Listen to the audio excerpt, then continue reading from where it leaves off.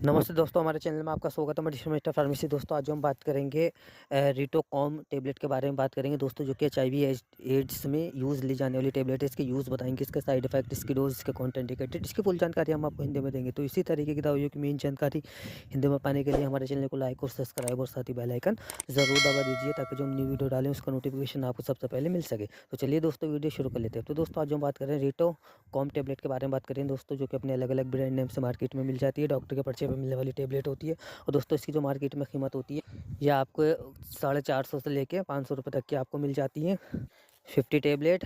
और इसकी बड़ी पैकिंग में भी आपको अवेलेबल हो जाती है। अब दोस्तों मैं बता देता हूँ कि ये जो एचआईवी एड्स में इसका यूज़ लेते हैं, तो इसके अंदर जो इंग्रेडिएंट होता है, जो सॉल्ट होता है, वो क्या होता है मैं बता देता हूँ आपको। जो केमिकल है, लोपिनावीर इसके अंदर होता है और रिटोनावीर इसके अंदर होता है। लोपिनावीर एंड रिटोनावीर इसके अंदर होता है। और दोस्तों इसमें लोपिनावीर जो होता है 200 mg होता है, और रिटोनावीर जो होता है इसमें 50 mg होता है।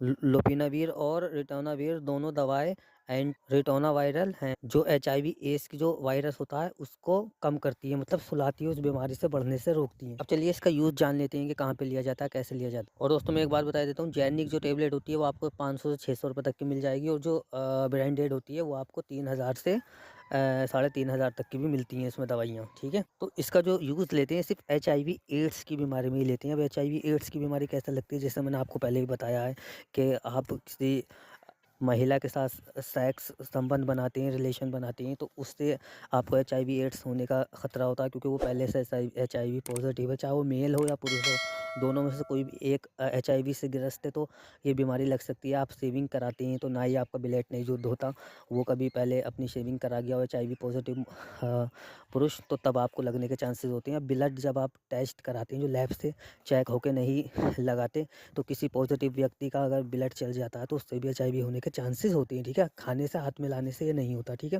सिर्फ संबंध बनाने से या शेविंग करने से या ब्लड चढ़ाने से एचआईवी के चांसेस होते हैं। ठीक है, अब मैं बता देता हूँ, अब ये जो दवा इसका यूज़ लेते हैं यहाँ पे, अब इसका ये जो यूज़ लिया जाता है, तो ये जो एचआईवी एड्स का जो वायरस होता है उसको सुला देती है, मतलब उसकी जो संख्या उसको बढ़ने नहीं देती। ठीक है, जैसे 100 है तो 100 ही वायरस रहेगा। ठीक है, उससे बढ़ने नहीं देगी। अगर दवा आपकी चलेगी तो आपका जीवन लंबा हो जाता है। ठीक है, आप आराम से जी सकते हैं। अगर आप दवा नहीं करेंगे तो आपका हाल बहुत बुरा हो जाएगा। आप सड़ने लगता है व्यक्ति, दाने जैसे होने लगते हैं इसमें, और वो मतलब हद से हद 5 साल में 10 साल में बिना दवाई के मर जाता है। ठीक है, एक्सपायर हो जाता है। तो एचआईवी एड्स में दवाई लेनी चाहिए। ठीक है, तो दोस्तों जैसे आपको पता है ये एंटीवायरल ये टेबलेट होती है एचआईवी की बीमारी में। दोस्तों इसके साइड इफेक्ट के बारे में बात कर लेते हैं। तो इसके साइड इफेक्ट जो होते हैं, जैसे कि आपको नोज़, वोमिटिंग, उल्टी आना, चक्कर आना या मन घबराना, दस्त लगना, स्किन पर रैशेज होना, इसके साइड इफेक्ट होते हैं। अब इसकी डोज जो होती है दोस्तों, तो इसकी डोज जो होती है सामान्य इसकी 1 टाइम भी दी जाती है, और कभी कभी किसी कंडीशन में 2 टाइम भी दिया जाता है एडल्ट्स में। ठीक है, और डॉक्टर इसकी डोज जो है कैलकुलेशन करके देता है,